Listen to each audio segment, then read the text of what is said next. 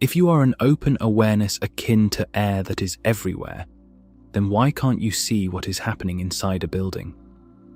Why can't you transcend the walls in your mind's eye and look inside without having to actually physically go in? This question gets to the very heart of the difference between what you truly are and the physical instrument you are currently using to experience the world. It is one thing to hear that your nature is limitless or universal, but it is quite another when you find yourself standing in front of a brick wall that you clearly cannot see through.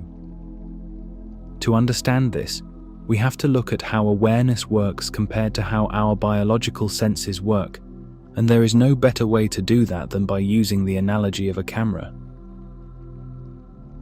Imagine a massive high-tech security system installed in a giant skyscraper.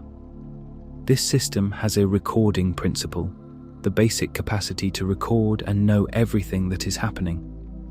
This recording principle is like your awareness. It doesn't have a location. It isn't inside any one camera, yet it is the very reason any recording can happen at all. Now imagine this skyscraper has thousands of cameras. Each camera is placed in a specific spot. One is in the lobby, one is in the basement, and one is outside on the sidewalk. Each of these cameras has a lens. The lens is like your body and its senses. A lens is a physical object located at a specific point in space and time. If the camera in the lobby is pointed at the front door, it cannot see what is happening in the basement. This isn't because the recording principle is limited. It's because the specific instrument, the lens, is physically blocked by floors and walls. You are the universal recording principle, awareness, but you are currently receiving the live feed from one specific camera, your body. The reason you cannot see inside the building without walking through the door is that your biological lens, your eyes and your brain, can only register light and sound that actually reaches them. Awareness itself doesn't see with eyes. It is the space in which the act of seeing happens. While the air of your awareness is indeed inside the building, outside the building, and even inside the bricks of the wall, the biological camera you are looking through is localized in the world of form. To solve this riddle, we must distinguish between awareness and perception.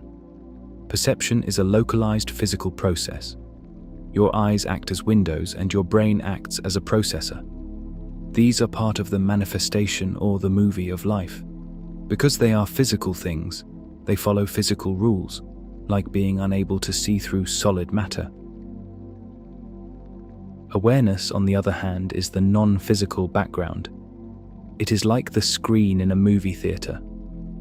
If the movie shows a character standing in front of a wall, the screen contains both the character and the wall. The screen isn't blocked by the wall. The screen is the very substance the wall is made of in that moment.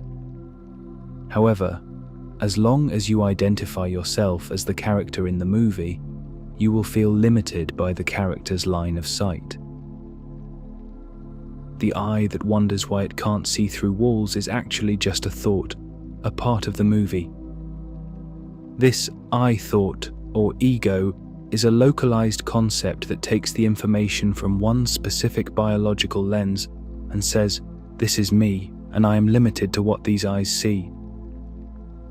Teachers of non-duality often point to the dream state to help us understand this.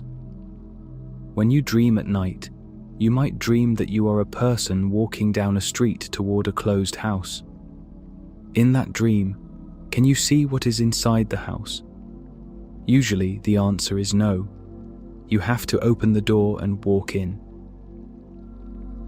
Now ask yourself, who is the substance of that dream?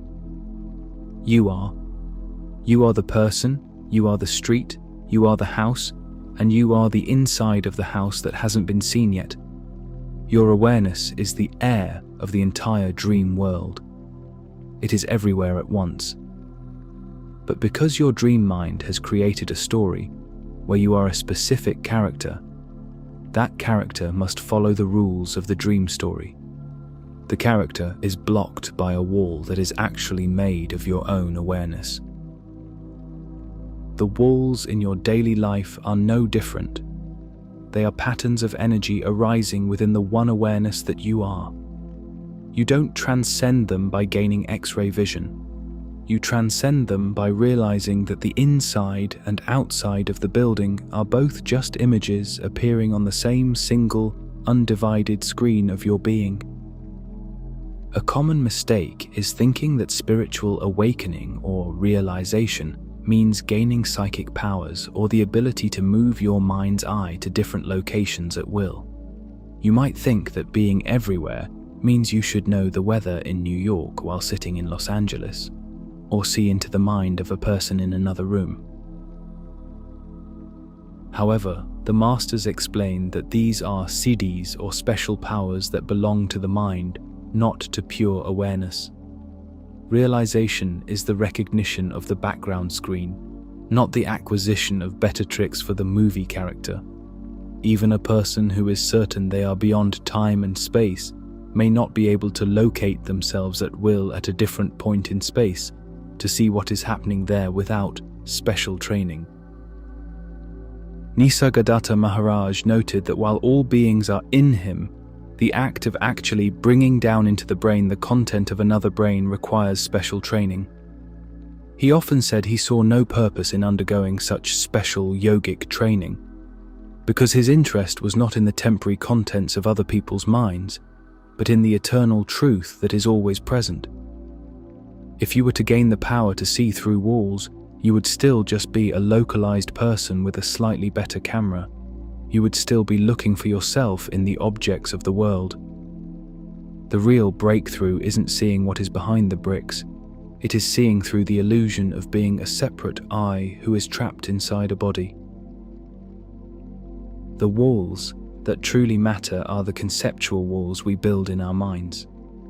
We build a wall between me and the world. We build a wall between my awareness and your awareness. These are the walls that cause suffering, and these are the ones that awareness actually transcends.